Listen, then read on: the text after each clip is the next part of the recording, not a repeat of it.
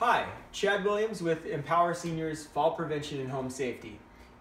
So we recently talked about rolling walkers and using them safely, particularly in the kitchen, but a lot of the rules apply as far as using them. Keep the walker close, staying with the walker, approaching things like fridges and dishwashers and ovens from the side rather than head on. So what I wanted to explore today was, in that video I mentioned that sometimes people carry things. A lot of people maybe use a bag like this, carry their items in it. So what I want to look at today is, at what point does this kind of deal where I hang a bag on the side of the walker, where does that start to cause some sort of safety problem for the person? So now, what I'm speculating, what I think might happen is, when I load this bag up too far, it's going to tend to tip the walker over to the side.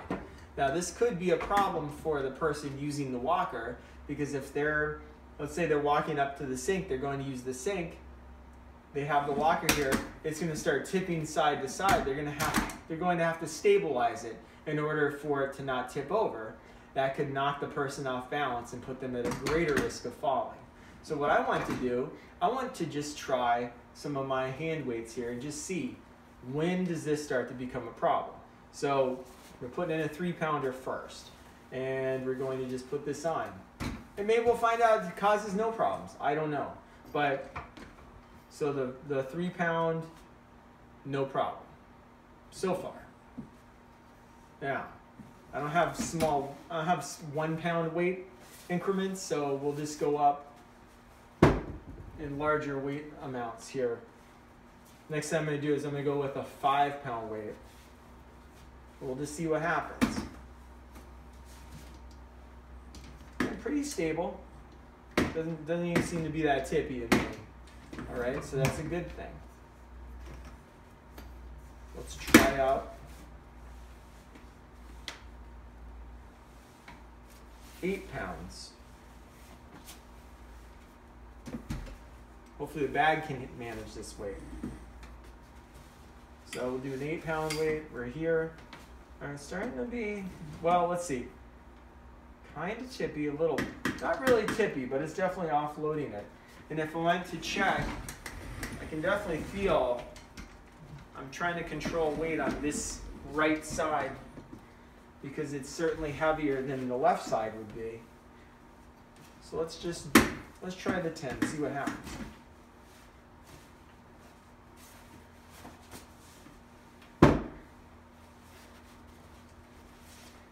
Okay, so now we're going to go with the 10-pound weight. Like I said, hopefully this bag does not rip while I'm using it. So, throw this on here.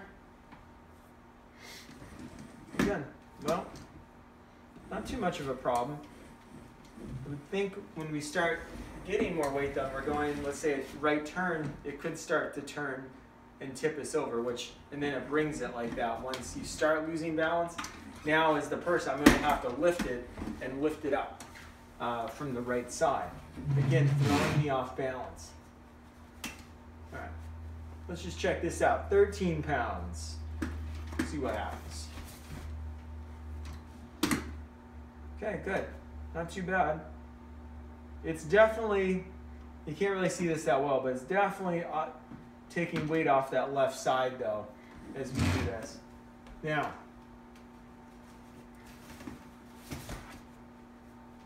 we're going to try 15 pounds.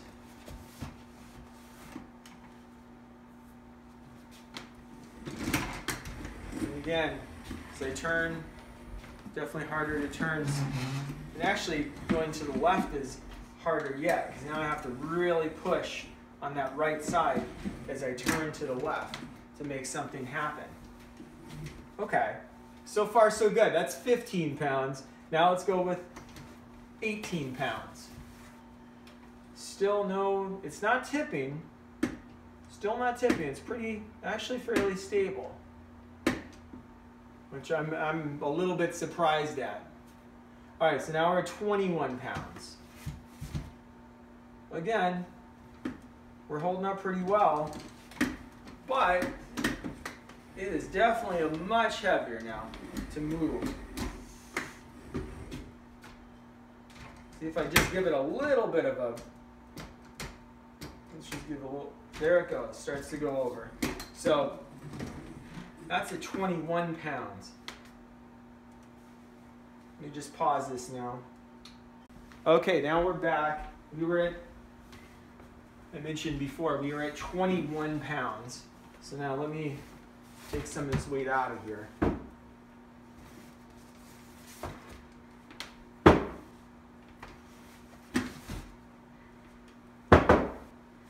Okay, we're gonna go to 24 pounds. Getting heavy. Okay, here we go.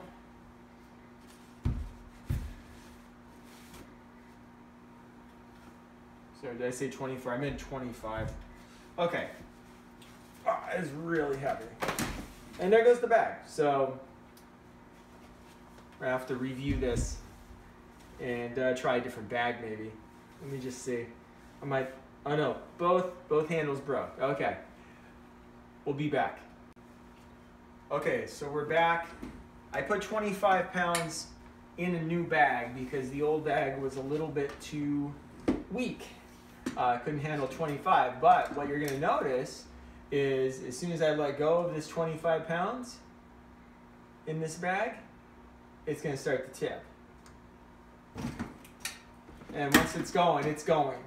So the problem for the person is, as they're trying to move around, they're also trying to prevent the walker from tipping over at the same time. See, it's just wanting to go. Now it could be that the bag is a little longer, so it's lower, and that maybe contributes to the fact that it's going to tip it. I don't know. But let's check this out. Let me go with just 20 pounds and see. Yeah, same thing. So depending on the length of your bag, if your bag is higher up like it was before, we were able to get 20 pounds in there and not have it tip over.